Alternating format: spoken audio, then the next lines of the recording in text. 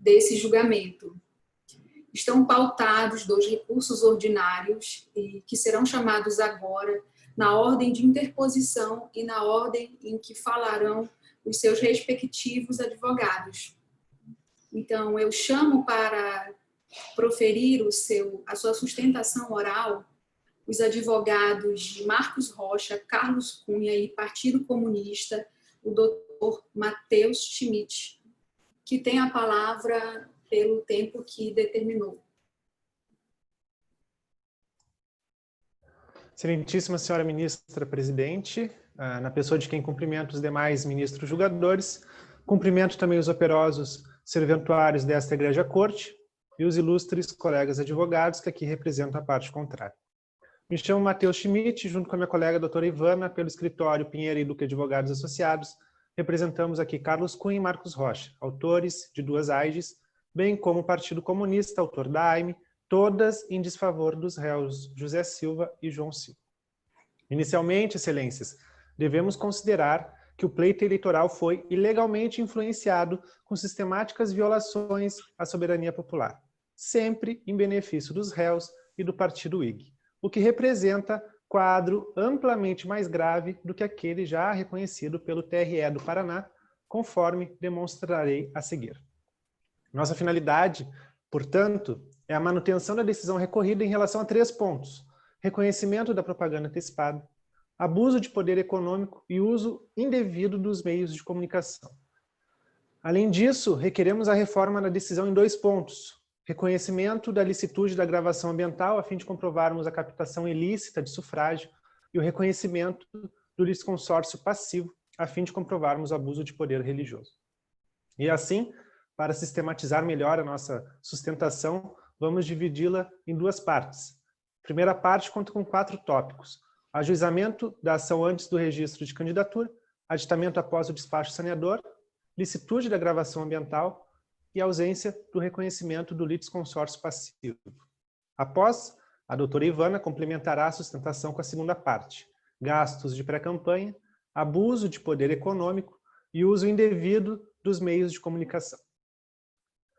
Acerca do ajuizamento da ação antes do registro das candidaturas, ao contrário do que dizem os presentes doutores na folha 3 dos seus memoriais, a propositura da ação não foi intempestiva. Por quê, excelências? A ação proposta por Carlos Cunha no dia 23 de setembro aborda temas ocorridos em pré-campanha, em desfavor do autor, que já havia protocolizado seu pedido de registro, o que lhe garante interesse de agir, conforme a AIG 5032, de relatoria do ministro João Otávio de Noronha, de 2014. Além disso, com relação ao aditamento realizado pelo Ministério Público após o despacho saneador, tal tese não foi enfrentada pela parte contrária, o que ocasiona a revelia no ponto e, portanto, convalida o processo, considerando que foi assegurado o contraditório e a ampla defesa aos réus. Logo, considerando que a tese não foi enfrentada e a ampla defesa e o contraditório tenham sido, sim, assegurados, o aditamento deve ser mantido, pois não houve violação aos réus. Com relação à gravação ambiental, ressalto que após 2016, aqui eu já estou no meu 3º tópico, este egrégio TSE tem evoluído sua jurisprudência no sentido de reconhecer, como regra, a licitude da gravação ambiental, realizadas por um dos interlocutores sem o conhecimento do outro. O que se pode alegar aqui? Flagrante preparado. Pelo contrário, excelência, a gravação não compreende tal instituto, uma vez que não houve induzimento ou insinuações, conforme se vê na análise da conversa juntada nos autos. Outro óbice pode ser a ausência de prova robusta. Ora, excelência, a gravação ambiental, em conjunto com o termo de declaração de funcionário de estabelecimento de João Silva, representa a robustez necessária. Dito isso, no que toca à captação ilícita de sufrágio, eu ressalto 2 pontos. O primeiro, o próprio pré-candidato, em uma primeira reunião, promete cargos no governo, caso seja eleito, aos funcionários que obtiverem o melhor desempenho naquele ano. E o segundo ponto, o gerente do mesmo restaurante, em uma segunda reunião, garante que o candidato prometeu melhorar a vida de quem o ajudar a se eleger. Dessa forma, admitida a gravação ambiental, resta amplamente caracterizada a captação ilícita de sufrágio. Ressalto que a captação ilícita de sufrágio é prevista no artigo 41A da Lei 9504 de 97, a Lei das Eleições, e atingiu a legitimidade do pleito. E assim, considerando que tal prática é amplamente repudiada e não requer reiteração para fins condenatórios, sustentamos que a captação ilícita de voto deve ser reconhecida pelo Poder Judiciário.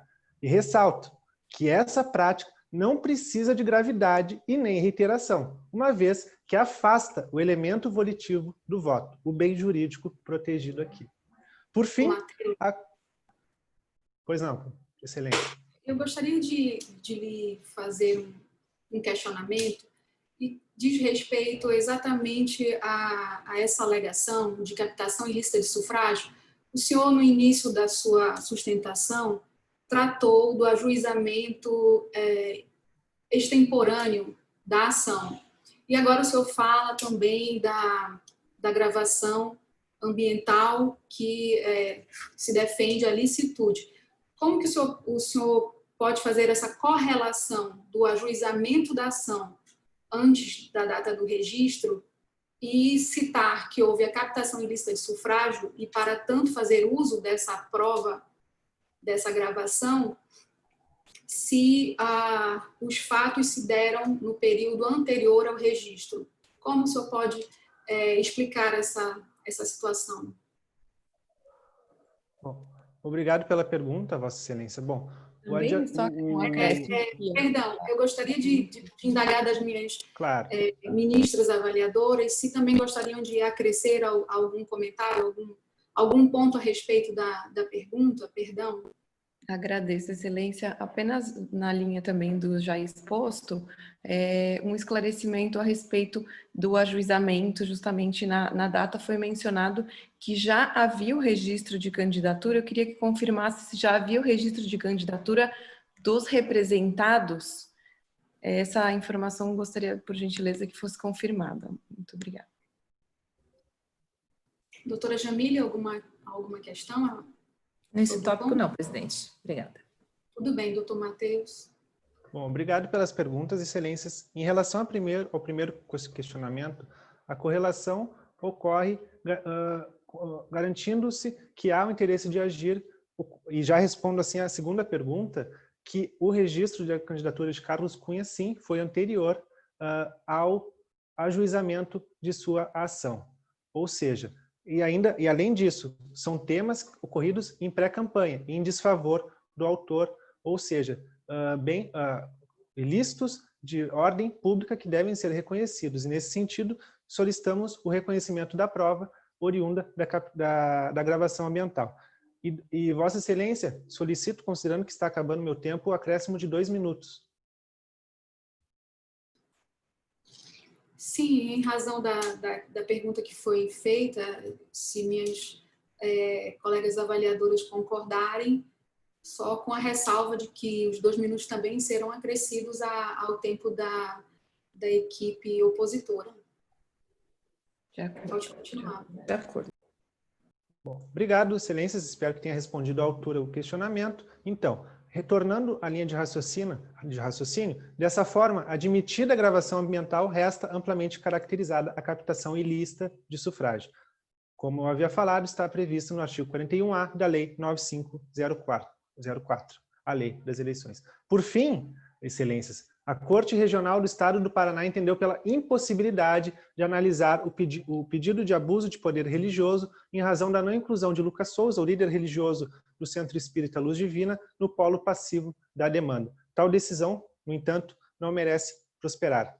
Excelências, devemos observar aqui o princípio da asserção, segundo o qual são legitimadas as pessoas às quais seja diretamente atribuída, na petição inicial, a prática de condutas ilícitas, nos termos da jurisprudência dessa Corte Superior, fixada no recurso especial eleitoral 32503, de relatoria do ministro Luiz Roberto Barroso, de 2019.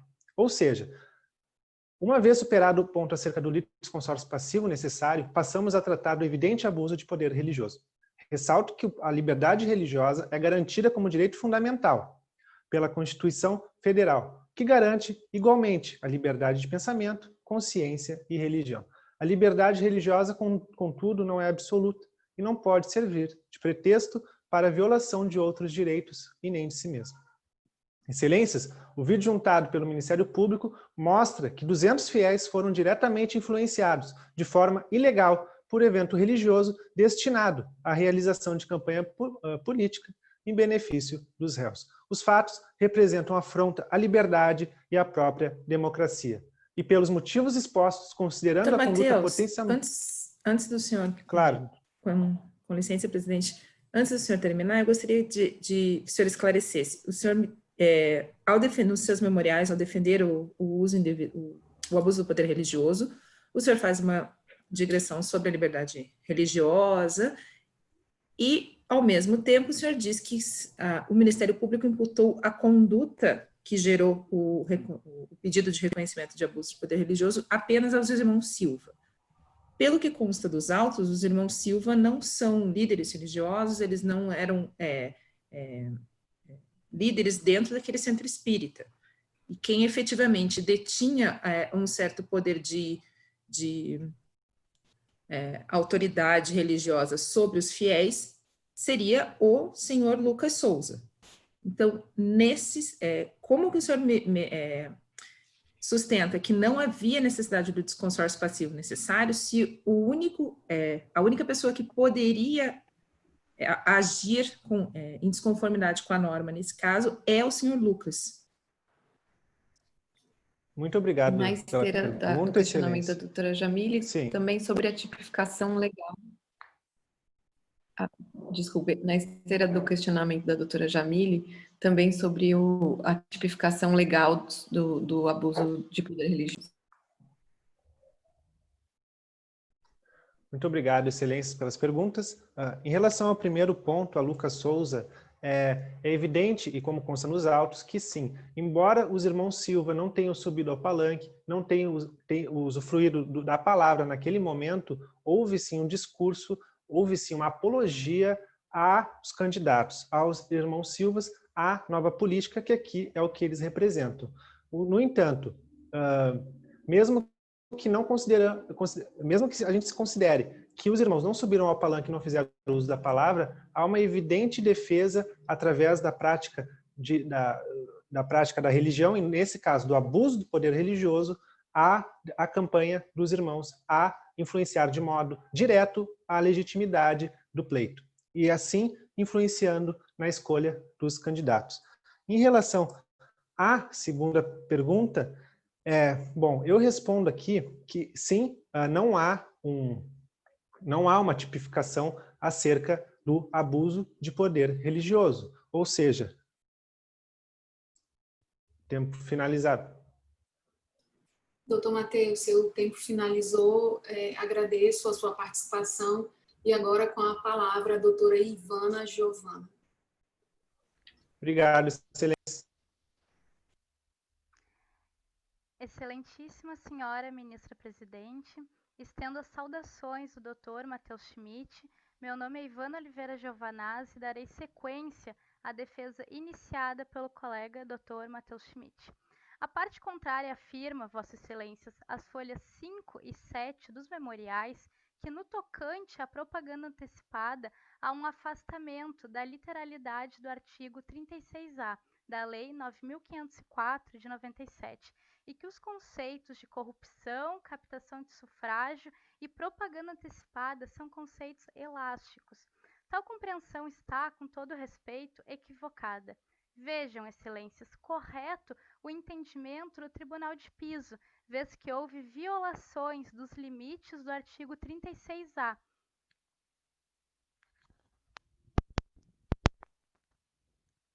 Vossa Excelência, senhoras estão me ouvindo?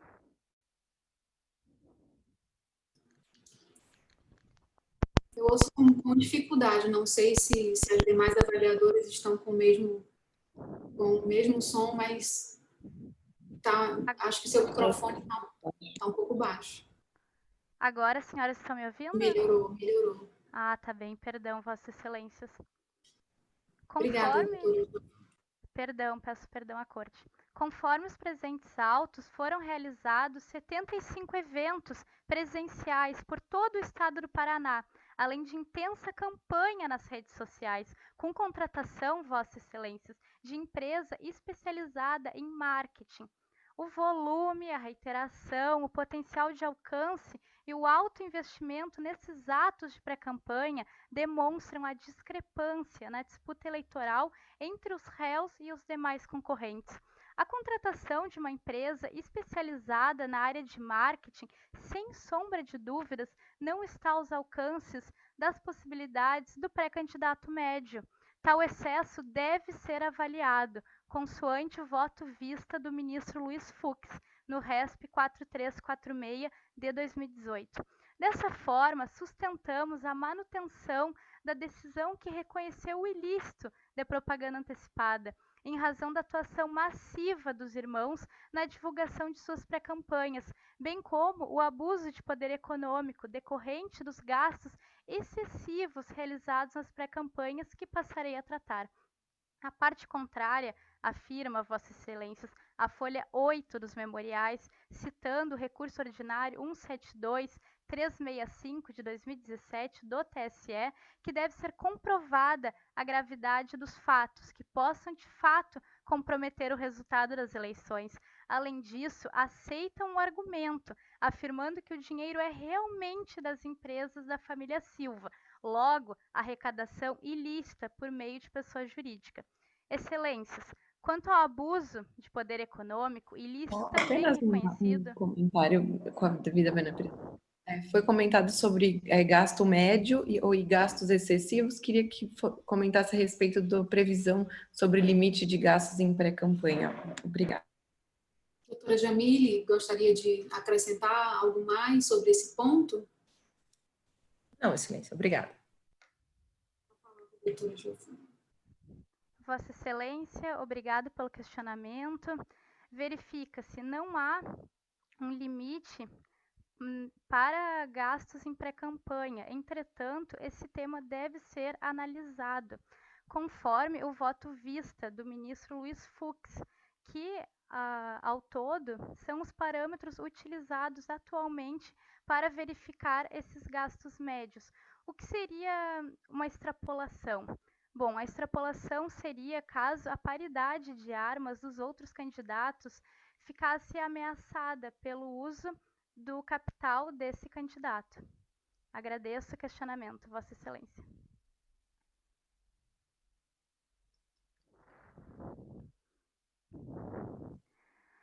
Quanto ao abuso dos meios de comunicação, a parte contrária alega, folha 9, que o senhor João Silva teve 60 minutos de entrevista a mais do que os outros candidatos na rádio pertencente à sua família, apenas pois foi alvo de ilações pelos outros candidatos e assim teve direito à resposta. Questiona-se, Excelências, qual a relação do direito de resposta com a discussão acerca do uso indevido dos meios de comunicação presentes nos autos. O direito de resposta, previsto no artigo 5º, inciso 5 da Constituição Federal, é aplicável a crimes contra a honra, nos termos da Lei 13.188 de 2015, e não tem relação com as entrevistas concedidas à Rádio da Família Silva, as quais apenas visavam a propaganda eleitoral dos candidatos. De fato, Excelências, com relação ao abuso dos meios de comunicação social, destacamos que ficou comprovada a prática da propagação de notícias falsas durante a pré-campanha. A parte contrária alega, a folha 10, que o disparo de mensagens falsas deve ser atribuído aos seus eleitores. O que se deseja com esse argumento, Vossas Excelências, é perpetuar a impunidade. Vejamos. Conforme o entendimento do estudioso no assunto, Dr. Diogo Reis, no seminário promovido por esse TSE, fake news caracteriza fraude. É de interesse global o combate à desinformação. Não se trata de limitar a consagrada liberdade de expressão, mas sim de equilibrar a democracia, protegê-la. Ademais, soma que os irmãos utilizaram a premissa da nova política, Excelências. Entretanto, sabem que eles são pessoas de família com extremo conhecimento e eleições em cargos eletivos. Portanto, eles são a velha política.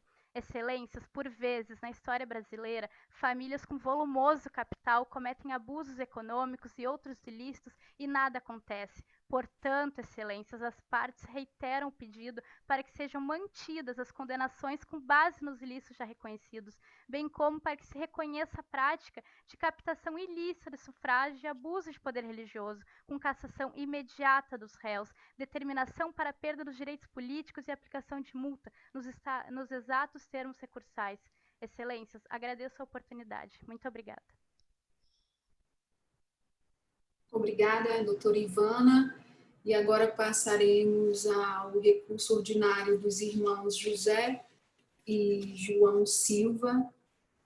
E falará inicialmente, pela defesa dos irmãos Silva, o doutor Bruno Alves. Com a palavra. Boa noite, excelências, excelentíssima senhora presidente, eminentes ministros, colegas advogados e estudantes. Antes de dar início à minha sustentação oral, gostaria de citar Fred Henrique Souza, quando ele diz: com medidas radicais não se faz uma nação. Isso não é Estado democrático de direito, e sim Estado de exceção. Hoje me incumbe a responsabilidade de, diante dos fatos que narrarei, deixar notório a ilegalidade dos argumentos que trazem os meus clientes João e José Silva até aqui. Foi protocolado pelo senhor Carlos Cunha uma AIGE sob a acusação de que o agora recorrente João Silva promovia a captação ilícita de sufrágio e a propaganda eleitoral antecipada. Sobre a propaganda eleitoral antecipada, nenhum ato do meu cliente dissipou-se do artigo 36A da Lei das Eleições, que diz que não configuram propaganda eleitoral antecipada, desde que não haja pedido explícito de voto, a menção à pretensa candidatura, a exaltação das qualidades pessoais dos pré-candidatos, inclusive podendo valer-se dos meios de comunicação social e internet. E por seguir rigorosamente a lei, nada além disso foi utilizado pelo meu cliente. Outra acusação que é insustentável é a captação ilícita de sufrágio. O argumento pautado em tal facesto material probatório é frágil. Basearam-se em um termo de declaração de um funcionário e, em um outro momento, uma gravação ambiental de um outro funcionário com o gerente de um estabelecimento comercial de propriedade do meu cliente. É interessante saber como um candidato ao governo do estado do Paraná e adversário político do meu cliente João Silva tem acesso a tais documentos, a tais gravações, a tais funcionários, para não dizer que é bastante suspeito. Mas mesmo que consideremos, excelência, a veracidade de tais informações, em nenhum momento João Silva se manifesta no sentido de compra de voto. Gostaria que se atentassem à declaração e gravação exposta aqui, que, segundo o fato narrado, ele promete emprego no governo aos funcionários com melhor desempenho no restaurante aquele ano, não aos que votarem nele. Quem dos senhores, à frente de uma responsabilidade gigantesca, que é governar um estado tão grande como o estado do Paraná, não gostaria de contar com os melhores profissionais possíveis? Digo por experiência própria que quando gerenciava uma rede de varejo, uma loja do varejo, assim que a empresa me dava a oportunidade de um novo desafio, uma nova filial, se pudesse, contaria com aqueles profissionais que passei, os melhores vendedores, os melhores profissionais, e com certeza a intenção do João Silva era que, assumindo um cargo no governo, assumindo o governo do estado do Paraná, ele pudesse contar, e a população pudesse contar, com os melhores profissionais, os profissionais que se destacaram e que pudessem, de alguma forma, prestar um serviço de qualidade. Porque a experiência privada, ela deve contar nesse momento. E já foi citado... Sim, excelência. Gostaria de lhe fazer uma indagação e a respeito exatamente desse ponto de captação ilícita de sufrágio. O senhor mencionou que foi numa reunião ocorrida num ambiente privado, mas a defesa argumentou a ilicitude da prova. O que o senhor poderia falar a respeito desse ponto, já que o senhor está abordando exatamente a captação ilícita de sufrágio? Excelência, sobre... Desculpa, sobre esse ponto também. Obrigado pela... Presidente. Eu gostaria de confirmar se o doutor Bruno, esclarecer se o doutor Bruno confirma esse favorecimento, essa entrega de cargos no setor público? Está confirmando que os representados dariam os cargos? É isso que eu gostaria desse esclarecimento. Obrigado pela pergunta, Excelência. Eu questiono a gravação ambiental, questiono a declaração feita, mas digo aqui que na ínfima possibilidade de tal declaração e tal gravação ter sido feita, o intuito do meu cliente João Silva é dizer ao governo, às pessoas, aliás, que no governo do Estado do Paraná, as pessoas que tiverem um bom desempenho, como, por exemplo, na política atual, o atual presidente disse que as pessoas que assumiriam os cargos eletivos seriam pessoas capacitadas, não seria por exemplo, por ideologia, mas seria por capacitação, seria por comprometimento. E o João Silva, na ocasião, disse que ele, assumindo o governo do Estado do Paraná, ele contaria com os melhores profissionais, as pessoas que se destacassem, as pessoas que mostrassem que no ambiente privado ela poderia atender um cliente bem, ela poderia prestar um bom serviço, poderia, no governo, também ter essa oportunidade de desempenhar. Mas ratifico que em nenhum momento ele prometeu emprego aos que votarem nele. Aos que votassem em mim, eu dou um emprego. Jamais. Aos que tiverem um bom desempenho, aos que atenderem um cliente de uma ótima forma, que forem bons profissionais, poderão ter cargos, poderão trabalhar comigo no governo, poderão prestar esse serviço à população do Estado do Paraná. Entendendo o respondido, Excelência, prossigo a minha sustentação. E baseio-me também na apelação civil 44422, de relatoria da juíza federal Vivian Josete Pantaleão, quando ela diz que a lei processual é clara ao dispor que o documento particular, ela prova a declaração. Tudo bem, mas não o fato declarado. Cabendo ao interessado em sua veracidade em provar o ônus, em ter o ônus de provar o fato, aliás. Então, sobre a própria gravação ambiental, Excelência, existe um RE do STF, RE 583937, que o STF decidiu por maioria que a gravação ambiental ela é prova ilícita. De modo que, falando também, continuando as intempéries erguidas, foi citado o abuso do poder econômico, alegando que foi gasto R$8.000 a mais nas contas dos irmãos Silva, além de 60 minutos de propaganda. Só não foi citado que durante a pré-campanha e a campanha dos irmãos Silva, ambos foram alvos de difamações, de alegações infundadas, alegações essas que nos trazem até aqui hoje.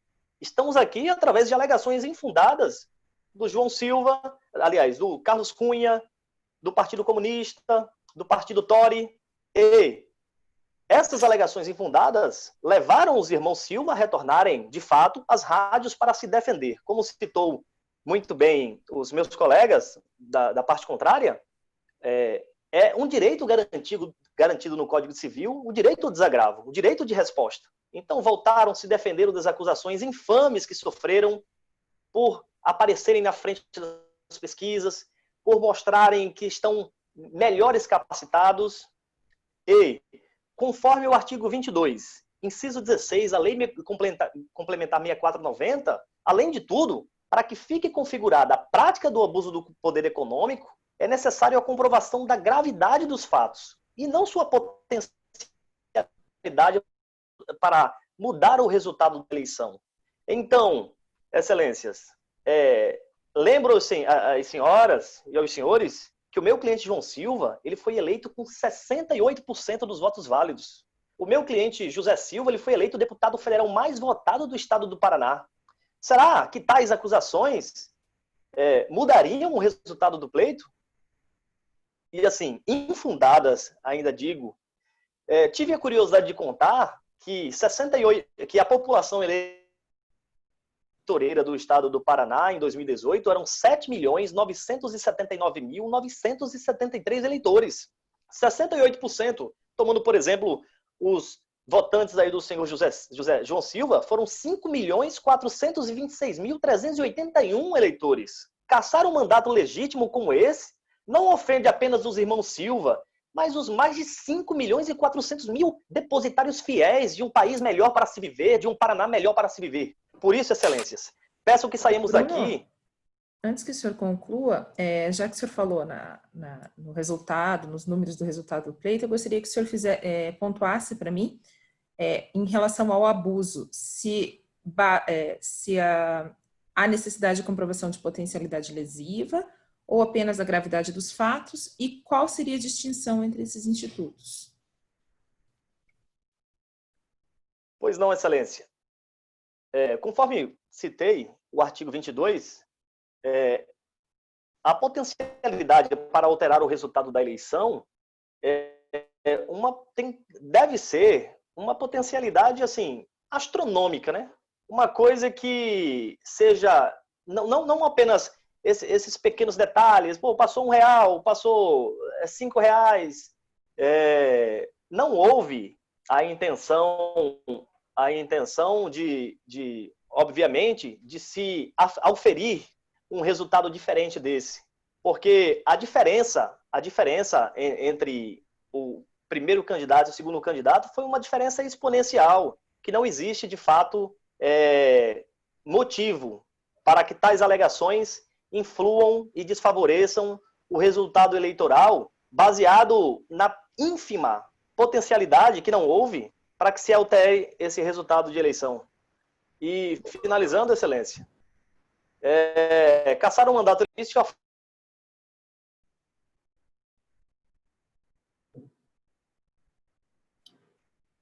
Doutor Bruno, seu tempo foi encerrado. Agradeço sua participação e agora com a palavra o doutor Jonathan Félix. Muito boa noite, excelentíssima presidente, excelentíssimos senhores ministros, demais colegas advogados, meus sinceros cumprimentos e uma boa noite.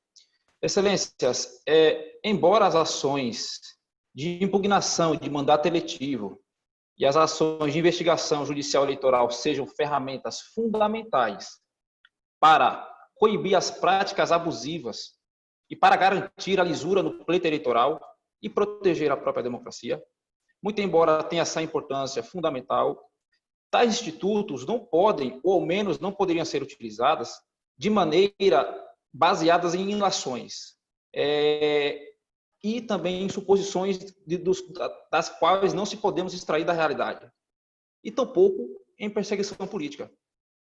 Se passarmos a admitir essas proposituras dessa natureza, corremos o risco de ferir de morte aquilo que as ações visam proteger, que é a própria democracia.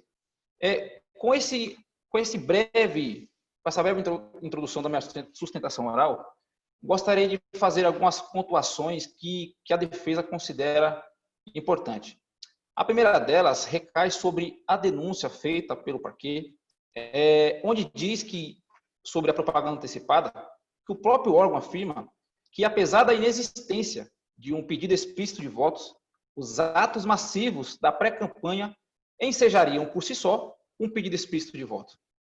Ora, excelência, ao afastar-se da literalidade do artigo 36A da Lei 9.504 de 97, o órgão ministerial, por si só, incorre em ilações. Ao se fazer uma interpretação extremamente forçada, ficando apenas na subjetividade do acusador, é evidente que é prejudicial à própria lisura do processo, ficando na iminência, inclusive, de um estado de exceção. Se pararmos para pensar, o objeto das ações não é dessa natureza.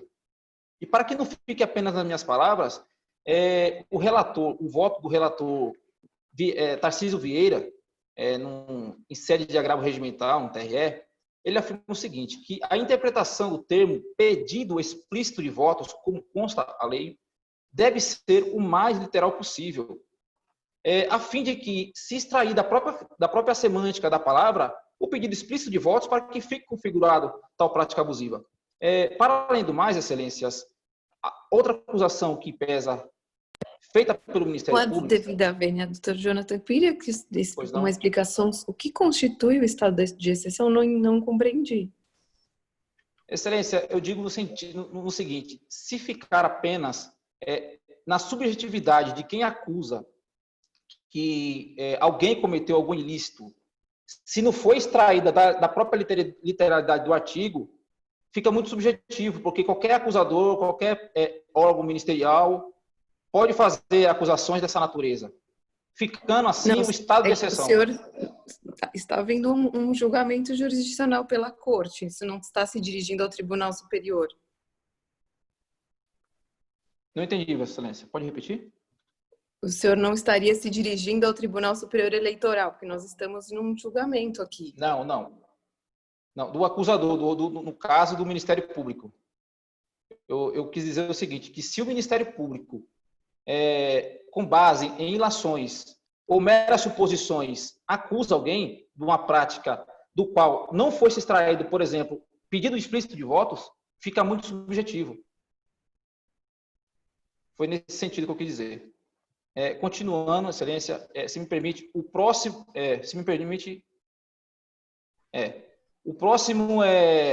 a próxima acusação feita pelo Ministério Público, em que pese gravosas, não condiz com a realidade dos fatos.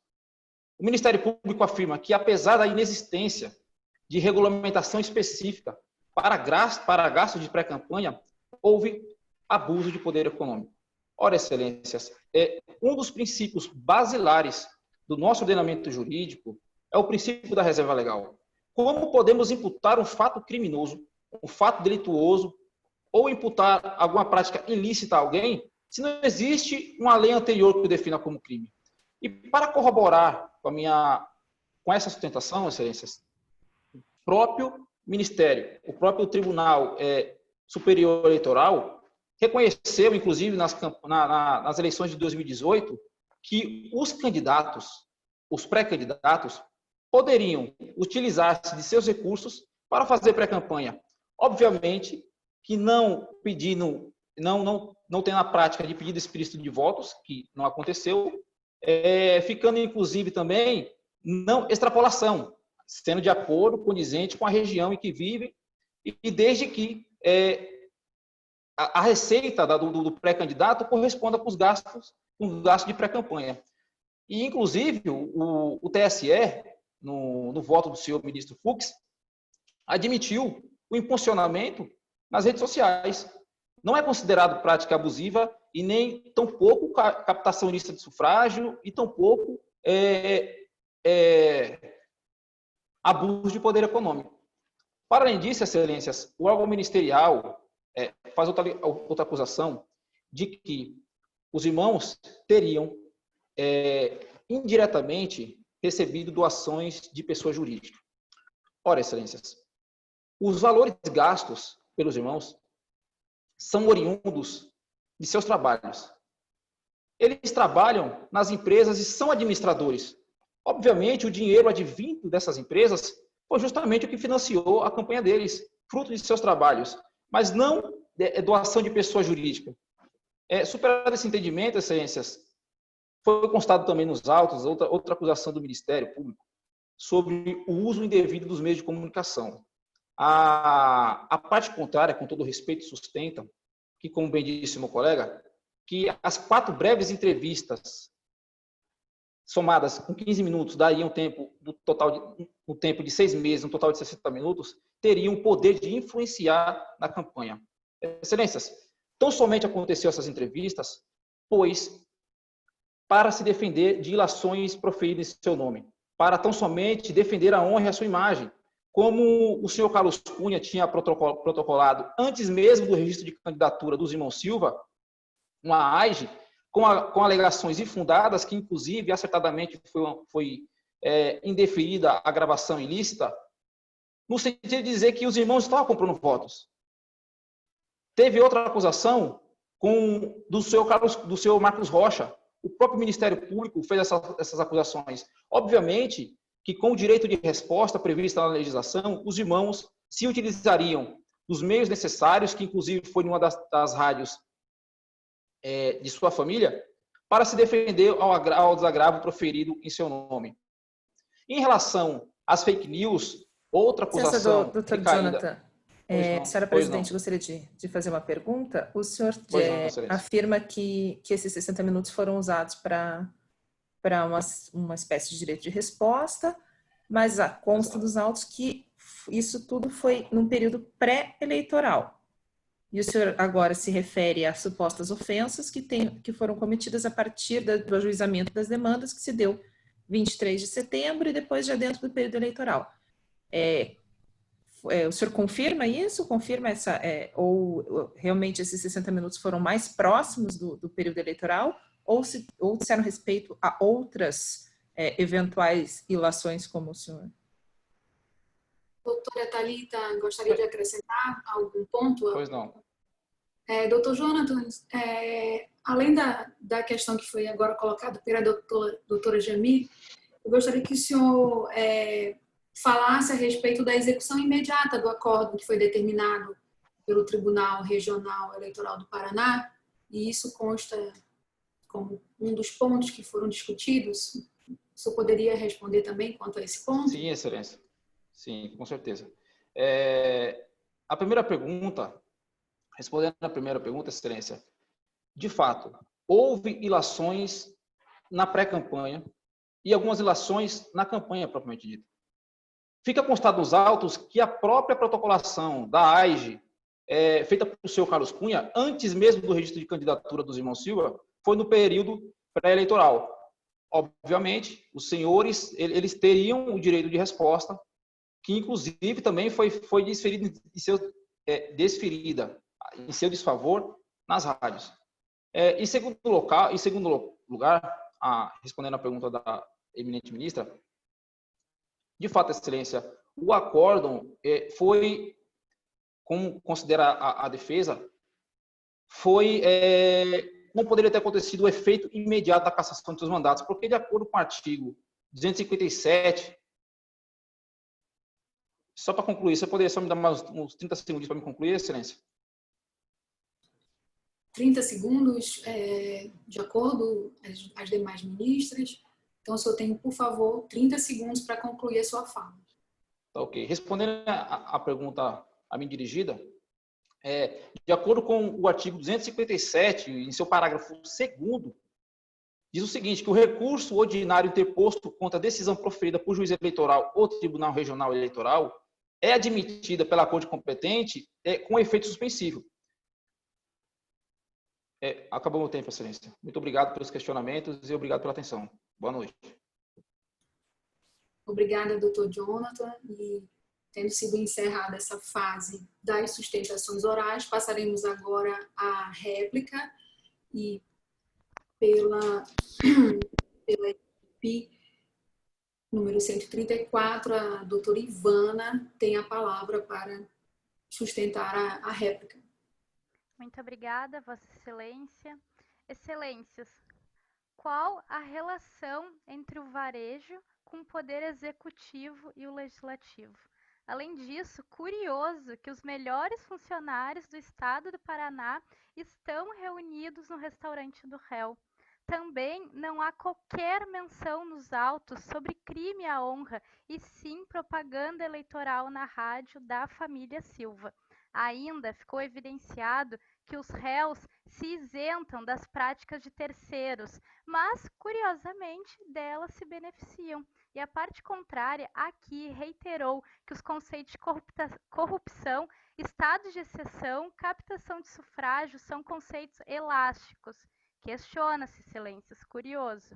A parte contrária afirma que não houve pedido explícito de voto, portanto, não caracteriza propaganda antecipada. Entretanto, Vossas Excelências, conforme o voto vista do ministro Luiz Fux no RESP 4346 de 2018, o falar é livre, sendo limitado pela realização de pedido explícito de voto. Insere-se no conceito de pedido explícito de voto o uso de expressões que lhes sejam semanticamente semelhantes. Ainda causa espanto a parte contrária falar em proteção à soberania e à vontade popular.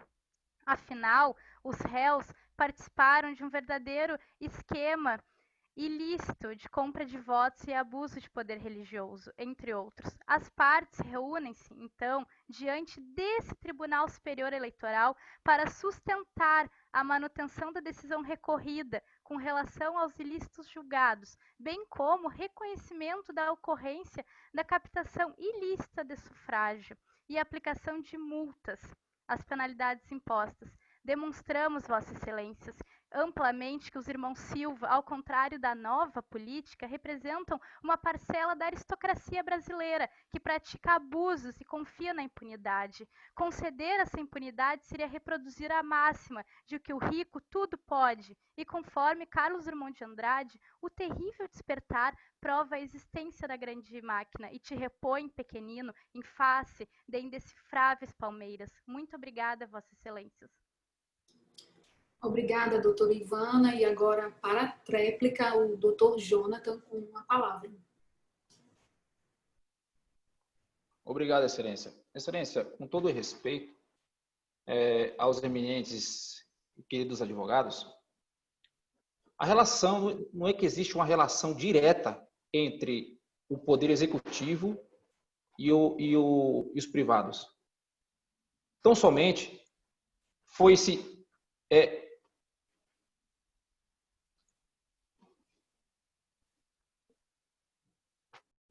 Alô? Pode continuar, doutor Jonathan. Desculpa, eu achei que minha conexão tinha caído. Tão somente, Excelências, o sentido de se falar, inclusive da prova ilícita, retomando aqui o meu argumento, é de que desculpa, eu me perdi aqui no que eu ia falar.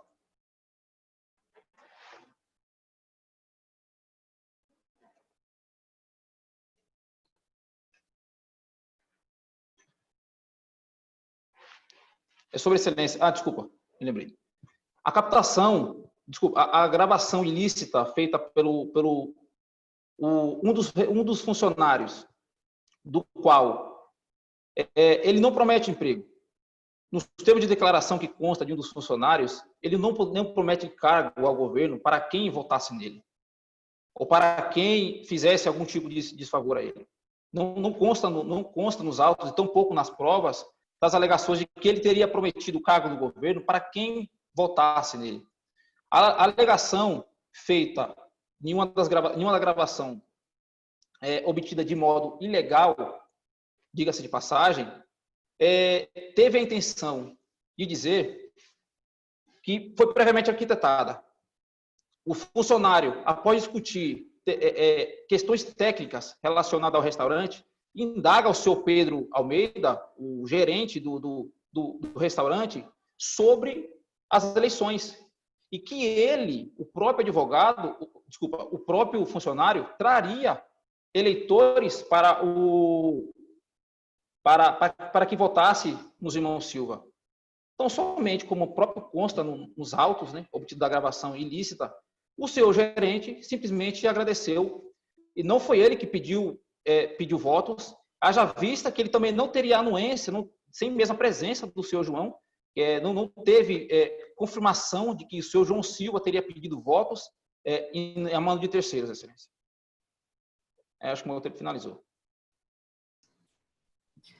Obrigada, doutor Jonathan. E encerramos, então, essa rodada oral. E gostaria de indagar das minhas colegas ministras e avaliadoras se gostariam de fazer suas considerações finais a respeito do nosso julgamento. Sim, obrigada, Excelência. Gostaria, primeiramente, de parabenizá-los a todos que estão aqui. De fato, já são vitoriosos por terem sido classificados. São equipes muito talentosas, estudiosas, e por si só já configura um prêmio mesmo. Os parabenizo por terem conseguido chegar a essa etapa e exercido suas sustentações orais, apesar do emocional muitas vezes atrapalhar um pouco. E isso faz parte também, nós quando vamos sustentar oralmente, eu até hoje tenho um friozinho na barriga, o que eu acho que é salutar para que nós estejamos sempre muito bem preparados com relação ao que nós vamos expor ali. E essa forma de questionamentos no momento da sustentação exige ainda mais de vocês. Então, parabéns por estarem aqui, por terem se disposto a participar e terem respondido. É muito bacana. E como sugestão, orientação, já nisso, fica justamente nesse ponto, que sempre se atenham aos fatos, que vocês têm que estar sempre muito seguros com relação aos fatos que estão sendo exigidos, e a precisão dos termos que são colocados, né? Fiz algumas provocações, de fato, se estivesse no tribunal, seria mais grave, mas eventualmente a gente pode colocar algo que pode até complicar a defesa dos nossos clientes, né? Então, nós temos que saber exatamente o que nós vamos colocar, senão é melhor não falar. Fica essa sugestão aqui. Enfim, é nesse sentido mesmo. Desejo boa sorte a todos, muito feliz que estejam aí entusiastas do direito eleitoral, que possamos nos encontrar aí no futuro breve, seja como advogados, como Ministério Público, ministros, juízes, enfim, é isso só. Muito obrigada e parabéns novamente. Doutora Jamile. Eu quero também parabenizar todos, todas as equipes que têm participado estão muito preparadas. Me surpreendi positivamente em todas as rodadas que acompanhei, assim como aqui com vocês. Todos se apresentaram muito bem, defenderam com bastante engajamento seus clientes, suas teses, e sabemos que o trabalho de vocês não se reduz aqui a esses 15 ou 20 minutos de fala, mas foi um trabalho minucioso de pesquisa. Os memoriais estavam muito bons, muito fundamentados, né? E, como disse a doutora Thalita, a experiência que vocês têm aqui praticamente guardadas as devidas proporções de uma corte, isso certamente vai ser muito bom para o início da carreira de vocês. Já estreiam sem serem exatamente estreantes, né? Já estreiam com bagagem, e desejo a todos vocês muito sucesso e boa sorte aí na continuação da competição. Obrigada, doutora Jamile.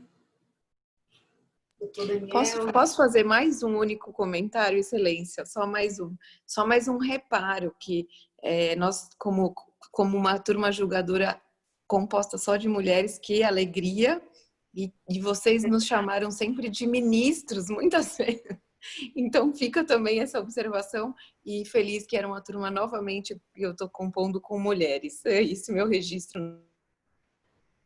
Obrigada, doutora Thalita. Eu também gostaria de parabenizar as equipes, cada orador individualmente. De fato, cada rodada nós nos deparamos com acadêmicos cada vez mais preparados, mais engajados na defesa das suas teses, e mesmo com um caso tão cheio de nuances, tão cheio de pontos que poderiam chamar a atenção, conseguiram se distribuir de uma maneira que pudessem abordar cada um dos temas, e as perguntas que foram feitas também foram respondidas de acordo com o entendimento da equipe.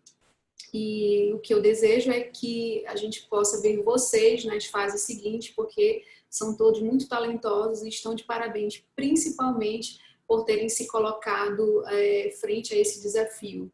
Então, fica aqui às ministras, avaliadoras que aqui comigo pudemos aqui presenciar, né, o brilhantismo de cada uma das falas de vocês. Obrigada.